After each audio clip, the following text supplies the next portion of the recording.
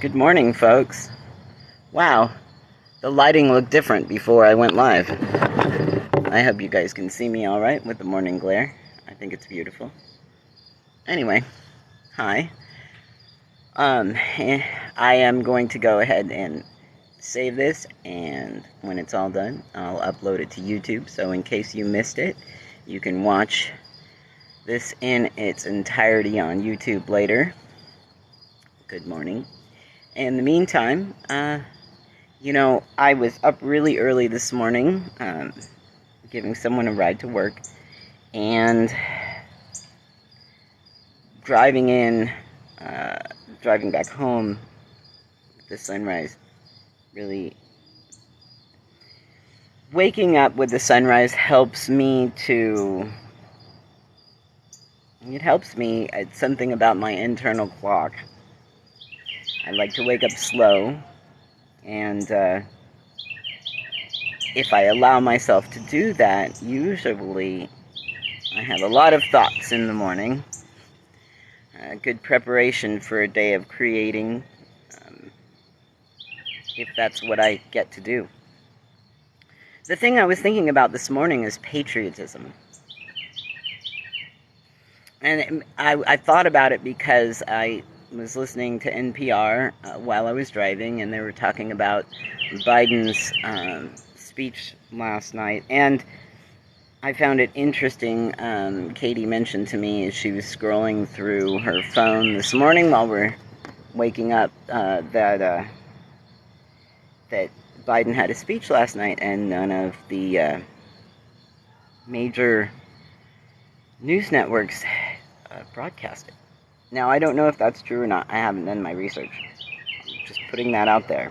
It's just something that came up in conversation. I found it interesting, though. And, one of the things with the little sound bites they were talking about on the radio this morning was his emphasis on patriotism, and it doesn't mean you only love your country when you only love when you're the winner. And it made me think about love. I've seen a lot of content creators posting things online about, no, I don't love my country. I hate my country. I don't love my country because all the reasons. And historically, we're not really a country to love. We've done some really terrible things. Our country was founded on atrocities and built on atrocities, and we continue to slide most of them under the rug now. And I understand that we need to learn from our mistakes in order to keep from repeating them, and that is why it's important to teach honest, true history. And that seems sort of like a oxymoron right there, because history is written by the victors. And one of the reasons why I never really enjoyed history class as a kid is because it really just seemed to be dates and names and wars and battles, right? I really didn't start enjoying history until they stopped calling it history, and then it was humanities.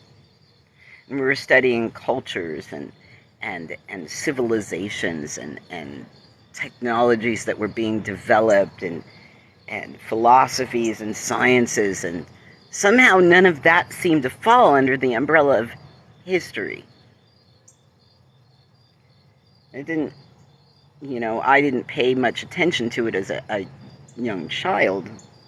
But when I got to college, I started looking at the history classes because I'd come to associate all that with history. That is our history as a species, as a culture, history of cultures. I mean, history shouldn't just be about wars and politics, right? But we call it something else. And when it comes to our love of country, our patriotism, if we truly examine our history as a country,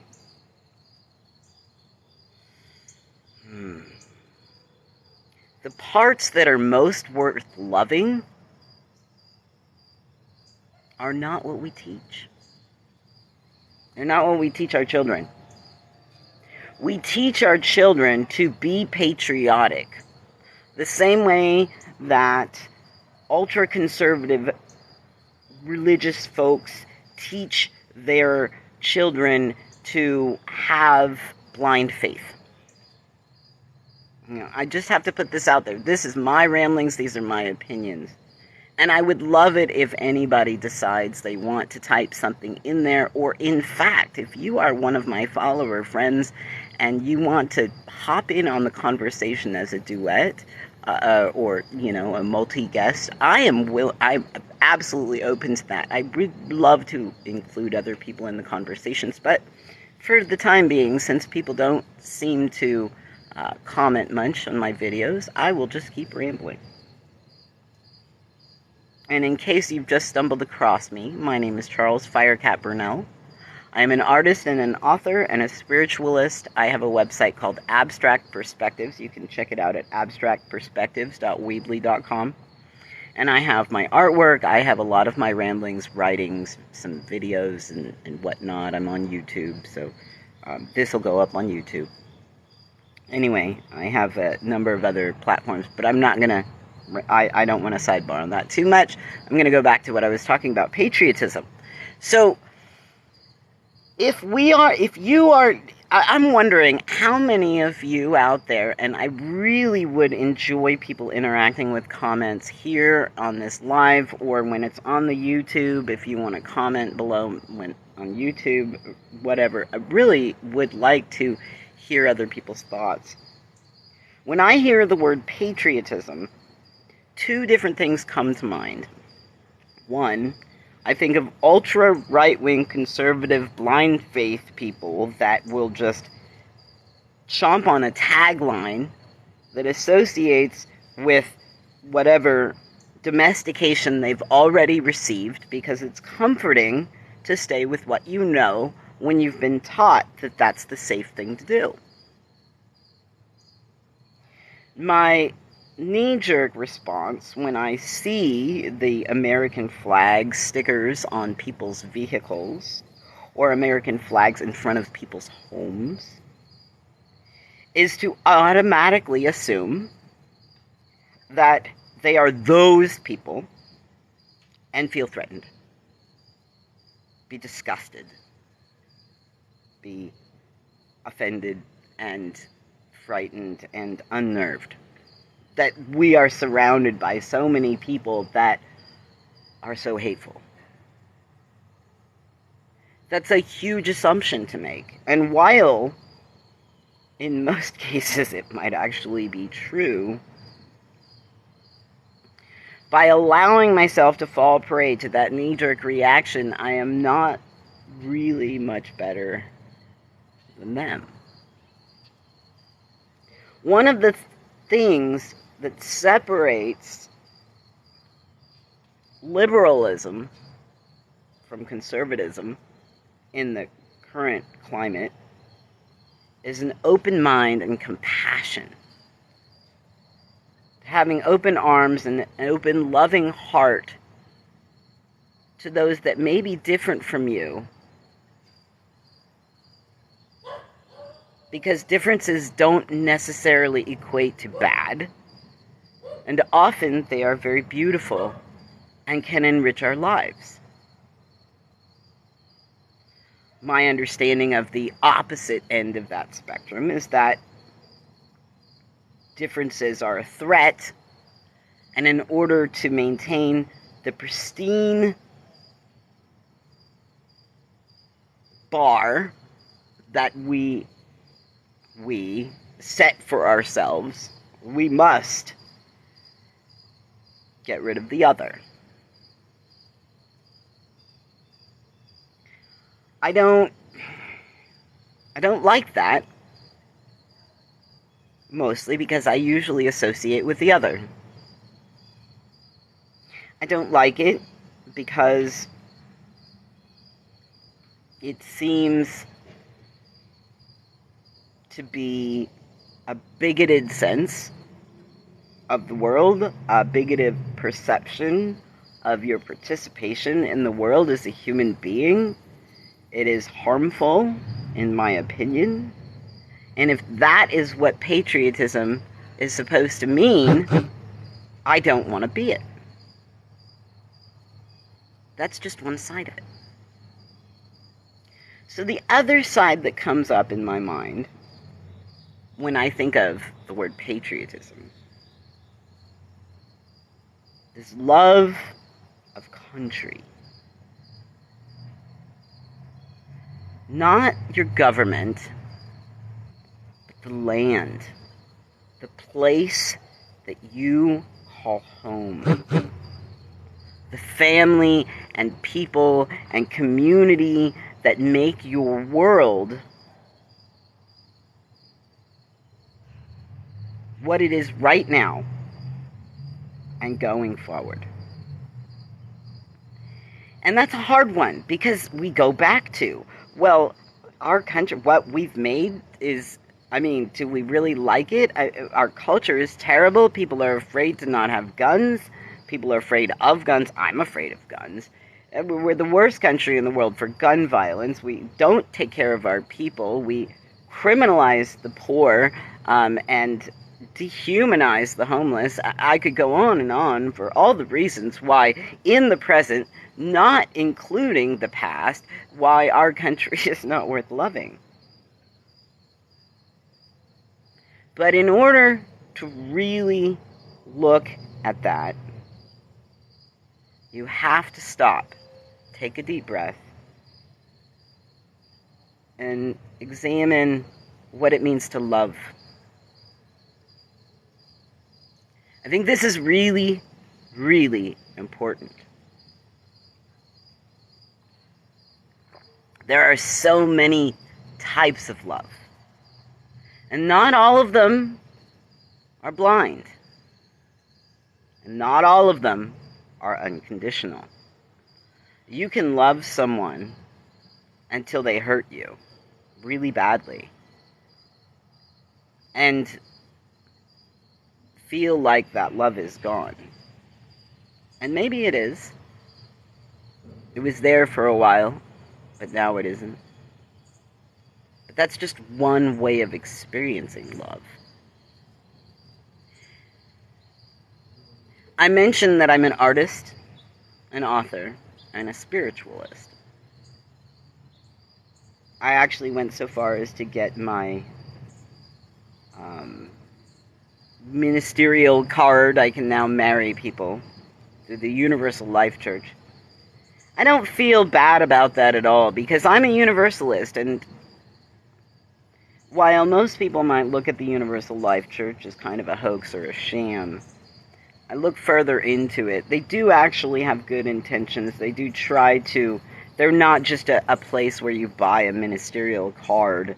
They actually have learning publications and classes and so forth for those who actually want to be involved in that regard. They don't want to just marry people. They want to educate themselves better and really be a part of what they're signing up for and not just have something on paper.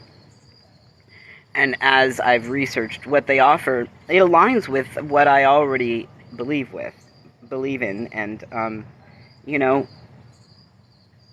maybe that's a little bit of that blind faith, but I don't think it's so blind for me because I've done a lot of research, spent a lot of time, many years, examining my faith and what it means, and I chose this church because they believe what I already believe. I have rejected a lot of religious institutions from my own personal experience because they didn't align with what I believed in spiritually, and frankly, I didn't want to try to convince somebody to believe something different. And I didn't want somebody to try to convince me to believe something different.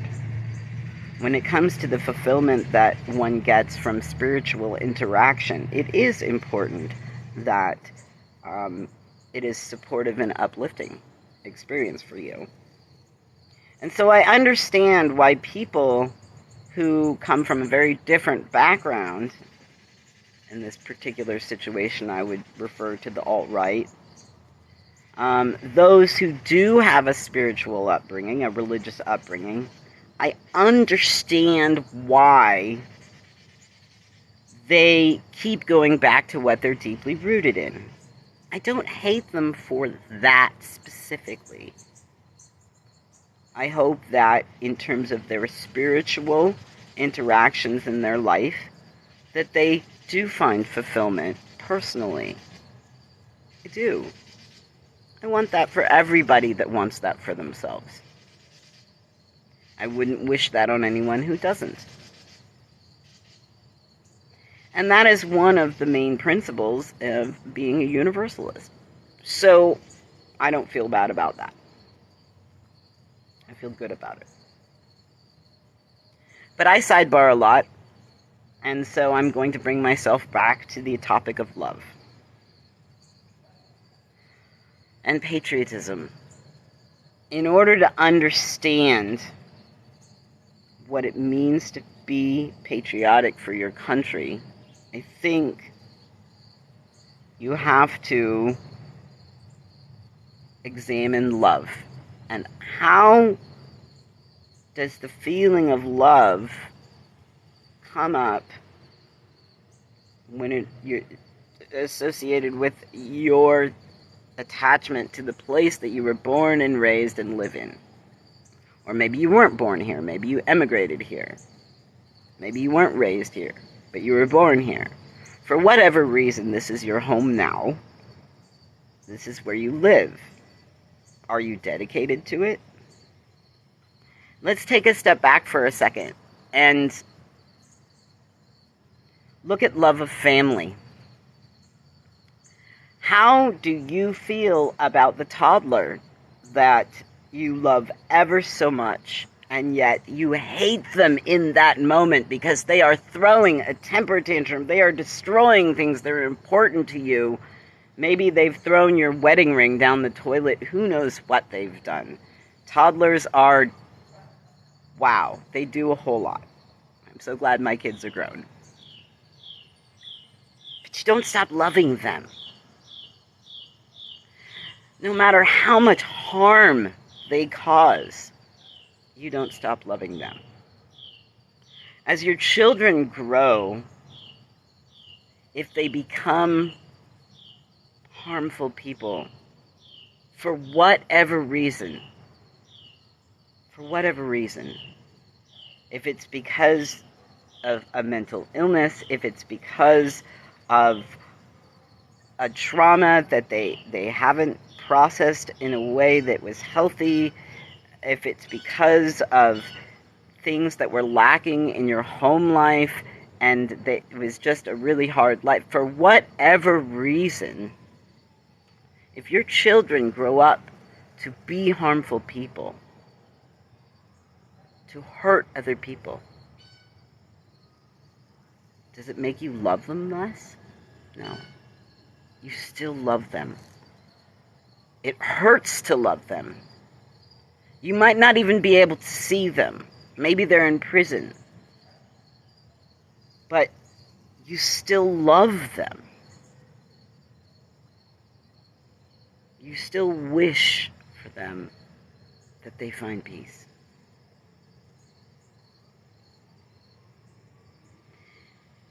And that is the type of love that I feel for my community.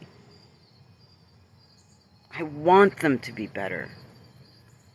It scares me and saddens me when bad things happen, and I do my very best in my own ways, within my own abilities, to try to make my community a better place. And I hope that other people do that too. But what about the love of country? This isn't our child. We didn't raise this country. This country raised us.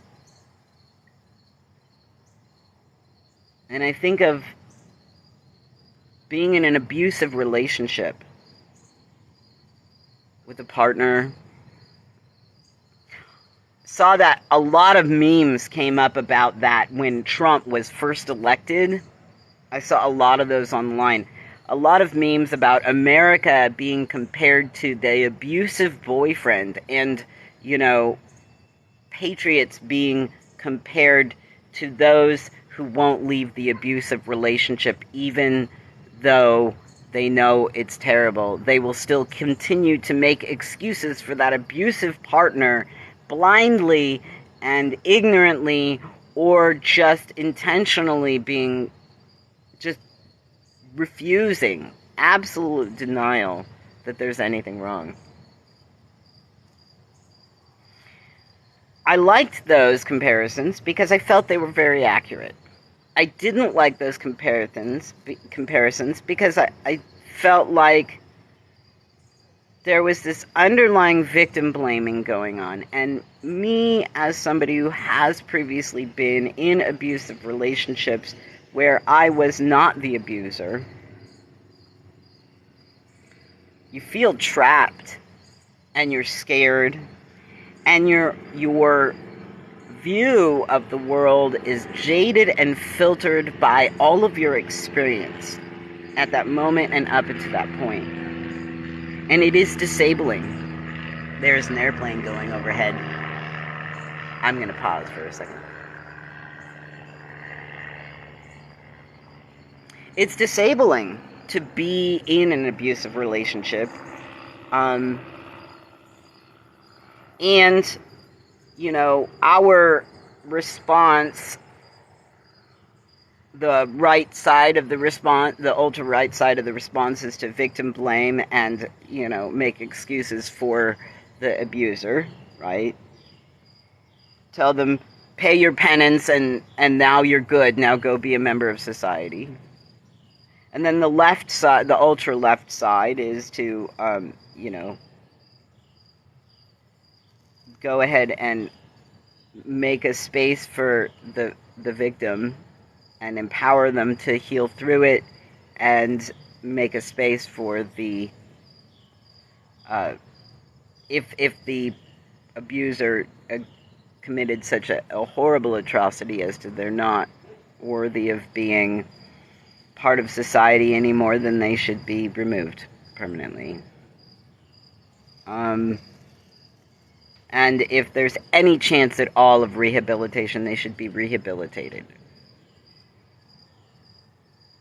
I lean more on that left side. In fact, I have to say that I think it's really important to recognize that in most cases, and it wouldn't surprise me if it wasn't in all cases, but I'm sure there's always that exception, that rare exception. In most cases, people aren't born a detriment to society. They become that as a result of their conditioning, whatever that may be. And if we are creating so many people that are a detriment to society, then we really need to examine what the hell we're doing in our society for doing it wrong. We need to raise our children with love and compassion so that they don't become harmful to society. And if they experience traumas such that they start to become harmful, we need to recognize that and show them love and compassion and give them a safe and healthy environment where they are nurtured through the healing process. So, an ideology more than anything. But is that what you see our country as? An ideology? I'm sure a lot of the world does see our country as an ideology. And from the outside looking in, I don't blame them for doing that. But if you live here, if what you're really questioning is your patriotism. It's your love of country. It relates to you and the place that you live in, that you are a part of.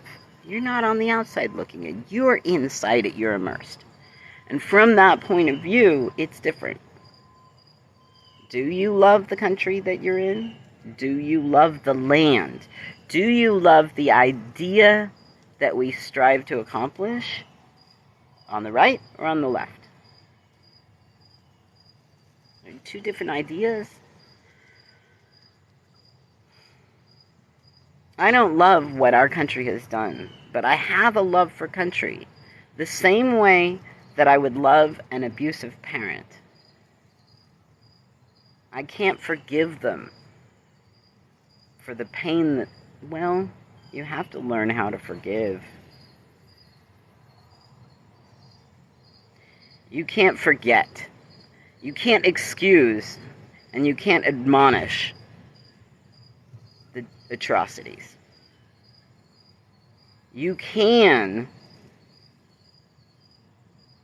forgive the past as being part of the past, with the condition that we learn from it and vow to never forget and never repeat. We can do that. You can make a mistake in a relationship, talk it out, learn from it, actively participate in the growing and healing out of that experience, and become stronger for it. There are a lot of different things that come to mind when I hear the word patriotism. Ultimately, after long consideration, what I choose to align my patriotism with is that familial love. That love of family. Not unconditional, because then we eliminate all boundaries. But within the conditions that we have to always strive to mutually care for and respect one another, because we are all a member of the same members of the same family here. And ultimately, that is what my love for country means to me. I don't love what we have done. And of what we have done that I do respect and appreciate, most of it are the little stories that I hear about on social media from people that have done their own research and they're sharing, because nobody ever taught us this in school. Heck, I didn't even learn about the Tulsa race riots until I moved to Oklahoma. It's within the last 10 years. I'm 48. Why wasn't I taught that in school? In history? I should have been. It should be part of American history, but it wasn't. So, we have a lot of room to grow and improve. I can not like our past, but have hope for our future. I can love the people around me, even when they frighten me. Even when they need more nurture than what I have to give, I can still hope for the very best and wish that they find peace and hopefully some compassion. So, those are my thoughts on love and patriotism. I'm going to call it quits for now. I hope you guys have a great Friday.